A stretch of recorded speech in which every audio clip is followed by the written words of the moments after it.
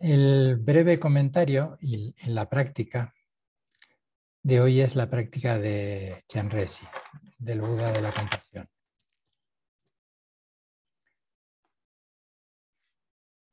Hemos ido viendo en encuentros anteriores la plegaria al linaje. Hemos estado viendo en el comienzo, y vamos a volver más adelante sobre lo que es refugio, el comienzo de la etapa de Kierkegaard, de visualización, y de alguna manera hemos ido explorando cuál es el sentido que tiene en las prácticas de Kierkegaard y Sokrim, en las prácticas del Yidam, en el budismo vajrayana, en el budismo tibetano, y lo hemos explorado en cada una de las prácticas. Hoy me gustaría detenerme un poco en la plegaria de 7 ramas, que es muy breve, la plegaria de 7 ramas, que de manera más extensa, más breve, suele estar en todas las prácticas, en todas las plegarias. Y suelo tener a veces la sensación de que no se le dimensiona en la profundidad que tiene.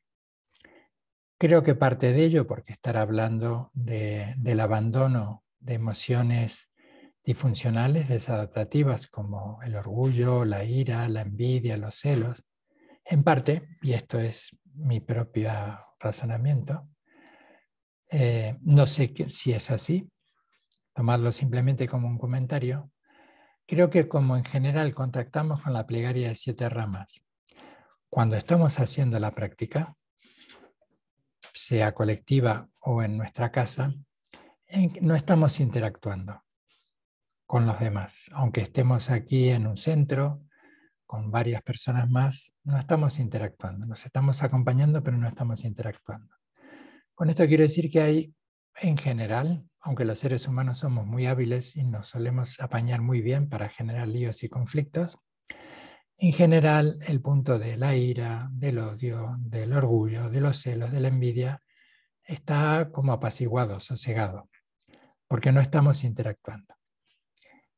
Pero creo que con la determinación que nos acercamos y que lo va fortaleciendo la plegaria al linaje, viendo el legado que hemos recibido, en otras prácticas como la práctica de Lorje Sempa hemos estado explorando los 4 preliminares comunes y entre ellos que vamos entendiendo por las oportunidades extraordinarias que tiene nuestra experiencia vital,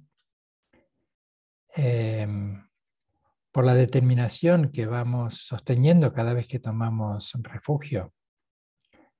Está allí de manera tácita, implícita, la invitación a que nuestra relación con el método no esté solamente limitado al momento de estar delante del texto, que lo podemos llevar y debiéramos llevarlo, aunque el imperativo debiéramos, no me siento muy cómodo con él, pero creo que podemos entender cómo llevar nuestro pulso de la compasión que nos acerca a la práctica de Chenrezig, llevarla a nuestra vida cotidiana. Y a veces pensamos en compasión en los enfermos, en los desvalidos, en los que realmente están padeciendo un sufrimiento extremo.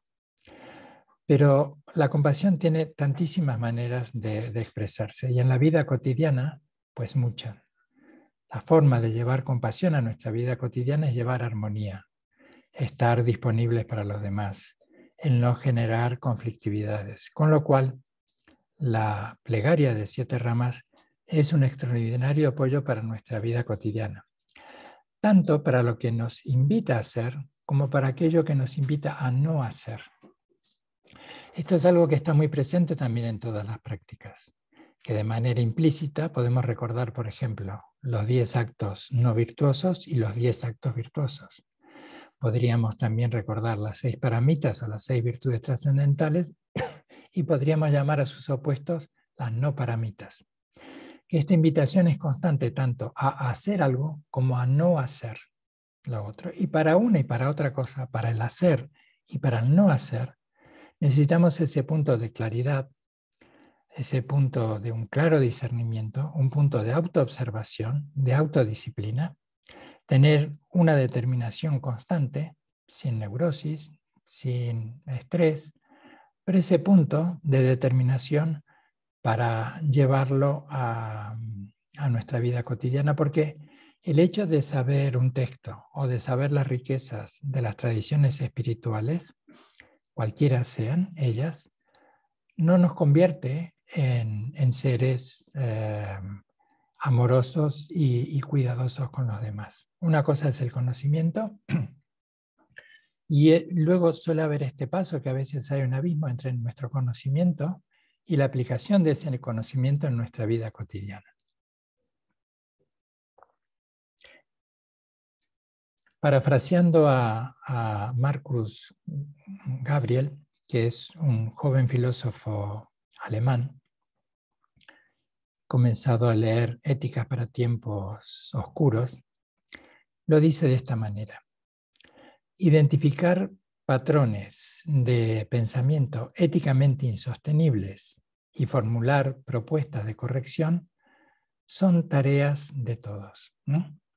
Y podemos colaborar, y ahora sigo yo, inspirado por esta idea, simple pero muy profunda, es tarea de todos, ¿no? En el ámbito individual como en el ámbito colectivo, en el ámbito social, en el ámbito de las ciencias, en todas las disciplinas, la tecnología, la biología, en todas las actividades humanas y sociales. Y esto es particularmente relevante en los tiempos que habitamos. ¿Cómo podemos desarrollar una idea de un bien común? ¿Y qué es lo que podemos aportar cada uno desde nuestras posibilidades cotidianas? Por retomar esta idea que a veces cuando se piensa en compasión, se piensa en los grandes dolores y en los grandes sufrimientos, y creo que soslayamos y descuidamos los pequeños daños que nos infringimos a nosotros mismos y que infringimos a los demás, que tal vez no sean experiencias tan desgarradoras y dolorosas, pero sí que vamos generando una suerte de atmósfera, a veces claustrofóbica, nociva, y en la que todos acabamos respirándonos con los peores aires que vamos dejando por aquí y por allí en nuestra convivencia. Leo lo que dice la plegaria al noble y poderoso Chenrezig, así como a los victoriosos y sus hijos que residen en las 10 direcciones y los 3 tiempos, completa y sinceramente rindo homenaje. Y habitualmente esto suele decirse que el rendir homenaje es la ayuda para soltar la arrogancia. Ya lo vamos a explorar. Primero voy a enumerar los puntos y luego una ligera descripción de cada uno. Que esto podría ser el antídoto para el orgullo. Flores, incienso, luces, perfumes, manjares, música y demás presentes, todo esto lo ofrezco realmente y en mi imaginación. Ruego a la Asamblea de los Nobles que las acepte. Y esto es estimular, aunque parezca una manera inocente o infantil, pero todo ha comenzado con un pensamiento y con una motivación. Así que por un lado, lo que nos está invitando a no hacer es a protagonizar la avaricia, y lo que nos invita a hacer es a participar desde la generosidad, desde la ofrenda. El tercero de los puntos: todas las acciones negativas cometidas desde tiempos sin principio hasta ahora, tales como los 10 actos no virtuosos y los 5 actos de consecuencias inmediatas cometidos bajo la influencia de las emociones perturbadoras, todo esto lo confieso. Y este es un punto verdaderamente interesante, sobre todo porque suele estar teñido con algo que está presente en nuestra cultura judeo-cristiana, en nuestra cultura occidental, que es la culpa. Y como solemos utilizarlo como excusa, quiero ser en esto muy honesto y crudo, solemos utilizarlo como excusa cuando encontramos la palabra confesión, para no detenernos un instante siquiera, y repensarnos y ver de qué actos hemos sido activos partícipes que hoy, desde un punto más sosegado y calmado, vemos que debemos arrepentirnos, ¿sí? y vamos a explorar cuál es el sentido mayor del arrepentimiento. En el mérito de los Esravakas, los Pretyakabudas, Bodhisattvas, los humanos comunes y todos los demás seres, por cualquier virtud acumulada en los 3 tiempos, por todo ello me regocijo. Y el regocijo aquí se lo pone como un antídoto a la envidia, a los celos. Renunciar a esa mentalidad de pobreza que cuando encontramos esa fascinación por nuestras carencias, que cuando las encontramos en los demás, nos irritan, nos llevan al desprecio, al agravio, ¿no? Lo que pueden promover los celos y la envidia. Dadas las diversas maneras de pensar y particularidades del intelecto de cada ser, os suplico que a través de los vehículos grande, pequeño y común, pongáis en movimiento la rueda de las enseñanzas, y esto opera como el antídoto hacia la ignorancia. Que en un punto es que reconozcamos, que dejemos de ignorar, entre tantas cosas que a diario ignoramos, la mayor de nuestras ignorancias es la cualidad extraordinaria que es la naturaleza esencial de nuestra mente o de nuestro corazón. Dicho en términos más cercanos, ignoramos nuestras cualidades humanas más profundas, ¿no? Hasta que el ciclo de las existencias no se vacíe, por compasión no paséis al nirvana, y os suplico que fijéis vuestra mirada en los seres hundidos en el océano del sufrimiento. Y esto es, pues, encontrar en este pedido a que los grandes maestros continúen sosteniendo los linajes, dando sus enseñanzas, pues un antídoto contra la dualidad, contra la mirada dualista. Para ubicarnos en ese punto medio entre lo relativo y lo absoluto, dejar de dudar y de vacilar sobre nuestras cualidades mayores.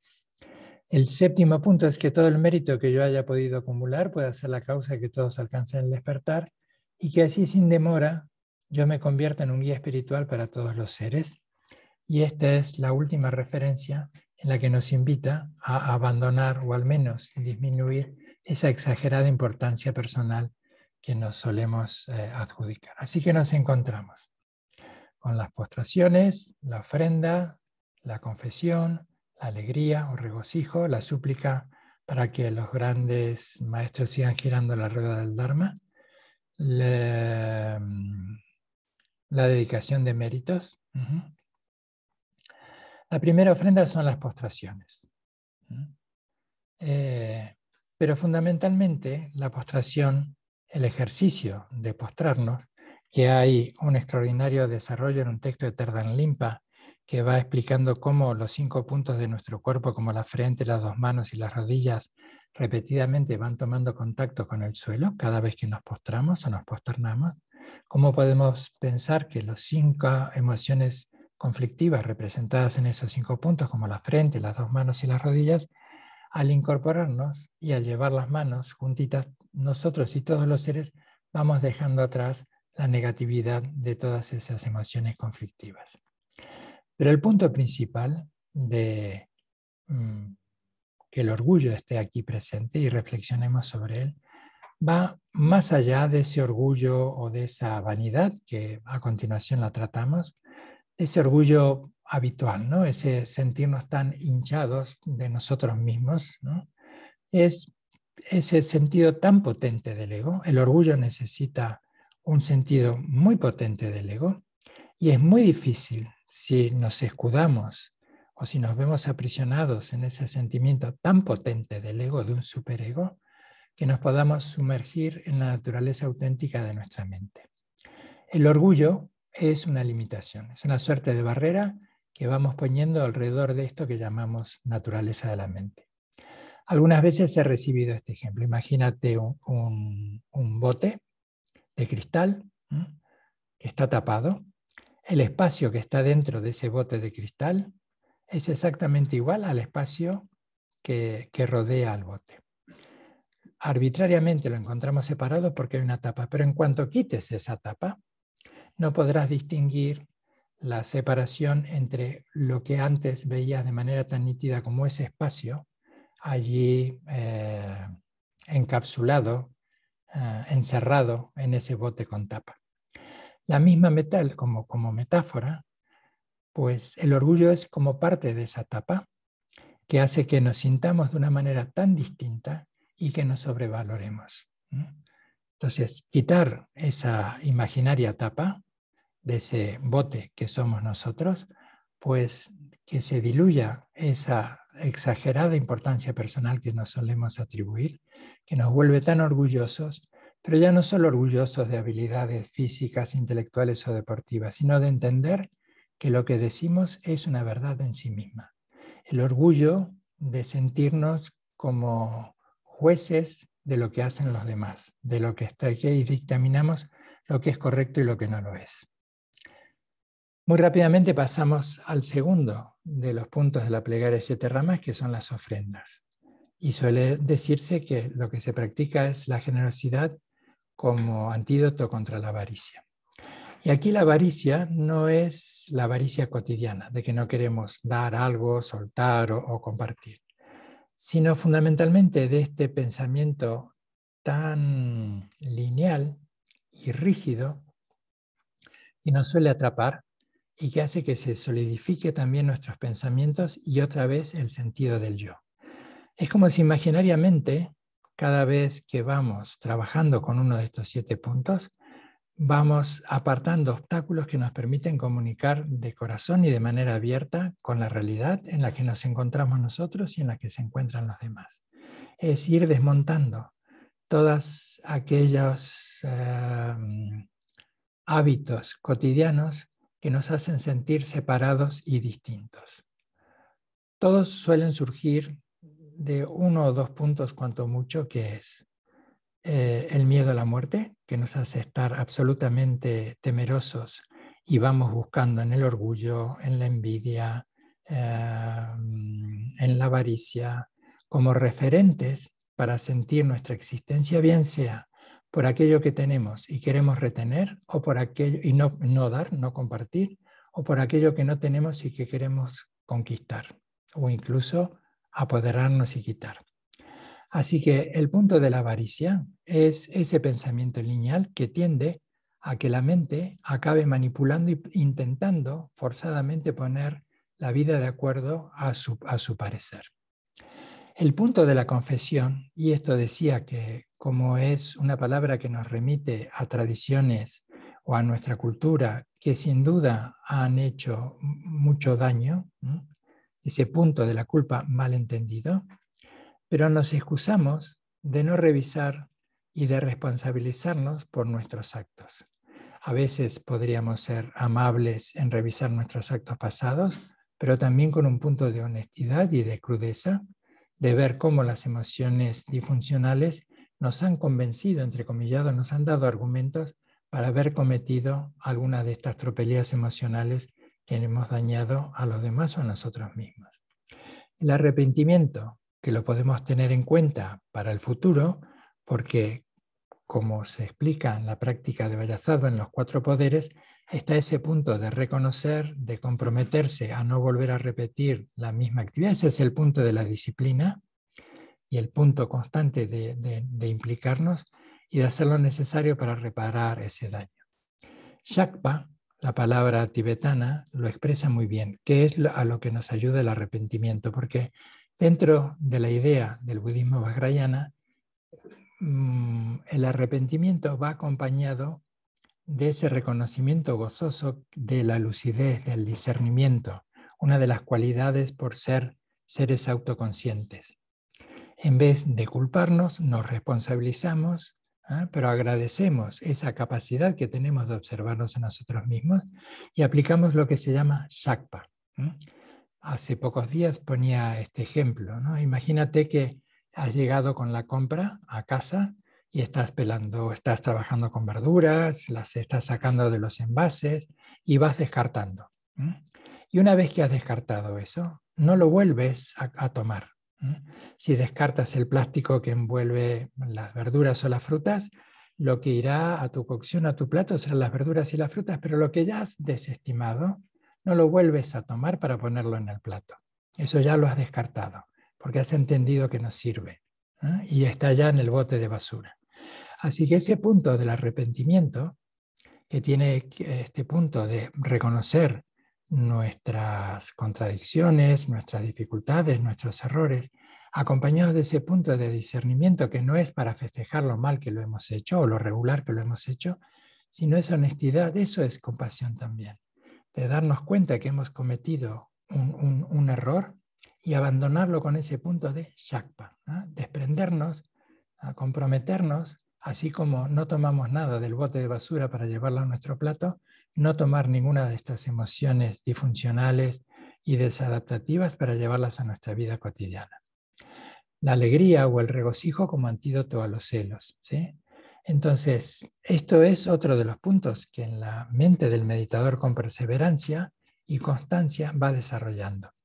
Y en nuestra sociedad tan competitiva y tan comparativa, la alegría y el regocijo por el beneficio de los demás se va diluyendo cada vez más, porque nos hace suponer este discurso que los demás son competidores, que algo nos van a quitar o que algo merece que nosotros les quitemos. Así que el hecho de que nos regocijemos, reconozcamos de manera simple, sin grandes o estruendosas algarabías, pero cuando a alguien le va bien, pues es un punto que vamos aportando a nuestra sociedad, ¿sí? Y a nuestro entorno. El reconocer, el felicitar, bien, esto, ¿sí? El reconocer, el felicitar, el señalar. Los seres humanos en general, y sobre todo incluso en las relaciones más cercanas, somos muy poco proclives a señalar cuando los demás están aportando algo para sí, lo han conseguido, o están aportando algo para su entorno, y nosotros no estamos en ese entorno, pero están aportando algo. Así que este es un punto importantísimo para nuestra vida cotidiana, el reconocer y el regocijarnos cuando los demás pues, alcanzan sus objetivos, el que fuera. Alguna vez recibí esta instrucción, ¿sí? Si tenemos que ser envidiosos o celosos de alguien, con un tono de ironía y de humor, nos decían, sé celoso, ponte celoso de los budas y de los bodhisattvas. ¿Eh? Porque nosotros cuando estamos celosos queremos los de los demás. Entonces se nos decía de manera divertida esto, ¿no?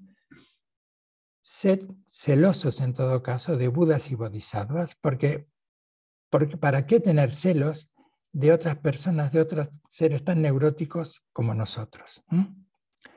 La petición de enseñanzas como antídoto contra la ignorancia. Y aquí la ignorancia, en términos mayores del budismo, pues tendrá que ver con lo relativo, lo absoluto, la dualidad, la vacuidad, etcétera, etcétera. Pero aquí le voy a traer un terreno más cotidiano, ¿no? ¿Cómo nos ignoramos entre nosotros? En nuestras vidas urbanas, en nuestras vidas colectivas, tan atareados y a veces tan descuidados, solemos entender a la práctica de la atención plena como recordar dónde están las gafas o las llaves, pero preguntarnos qué es lo que estamos ignorando. Y muchas veces nos estamos ignorando entre nosotros. Incluso ver cómo se valora mucho más el ruido que el silencio, la charla de una mente atropellada, que el diálogo en el que hay espacio para escuchar, ese esfuerzo para acercarnos a lo que dice el otro y desprendernos de lo que nosotros entendemos. Ese es un punto cuando ignoramos, de ignorancia. Estamos dando por sabido que lo que el otro nos está contando porque lo traemos a nuestra manera de entender las cosas. Un diálogo es como un bello ramo de flores. Si no hay espacio, no lucen. Entonces, para que no aniden ni la ignorancia y la confusión, este es el punto de tener presente esta claridad de nuestra presencia y de nuestra atención plena. La sexta rama es suplicar que los maestros permanezcan y no pasen al estado de nirvana como antídoto a las visiones erróneas, y más allá de lo extraordinario que es su presencia y la vitalidad independientemente de su edad, de mantener vivo todo un linaje, las enseñanzas viven en cada uno de nosotros. Entonces, el hecho de pedir que los maestros sigan dando enseñanzas, ya que hemos recibido muchos de nosotros tantas enseñanzas y tantas iniciaciones, y hemos asumido compromisos, pues siendo coherentes y llevando esa actitud, ¿no? Lo que nos ha indicado un maestro, lo que nos ha señalado una maestra, los ejemplos, la referencia, nosotros estamos poniendo la rueda del Dharma en marcha. A veces se suele relacionar poner la rueda del Dharma como dar solamente la enseñanza. Cada acto de nobleza, cada acto de calidez, cada acto sencillo, cada acto profundamente humano, estamos poniendo en marcha la rueda del Dharma. Y la dedicación de méritos, el séptimo de los puntos,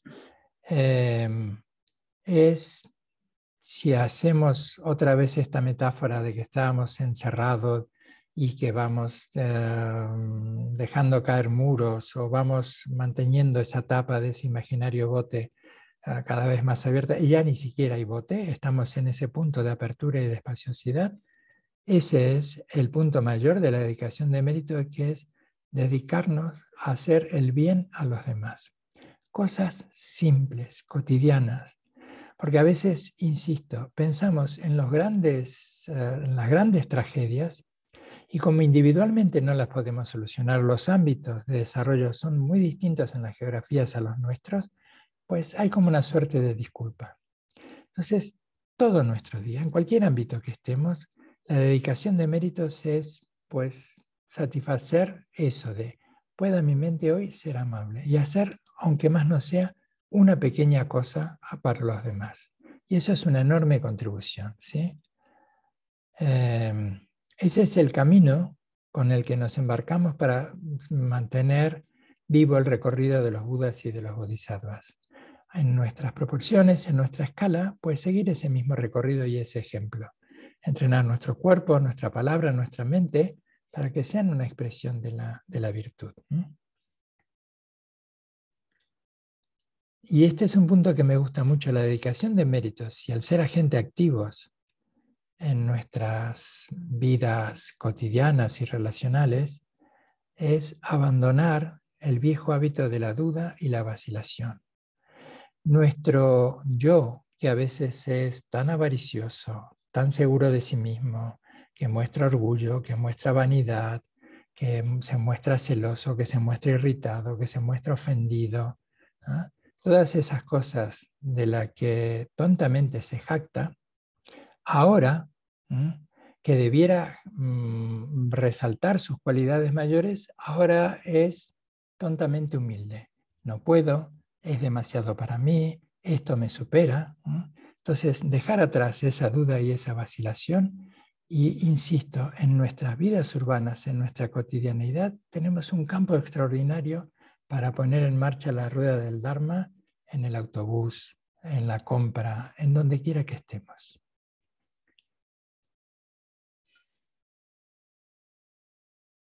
Gracias.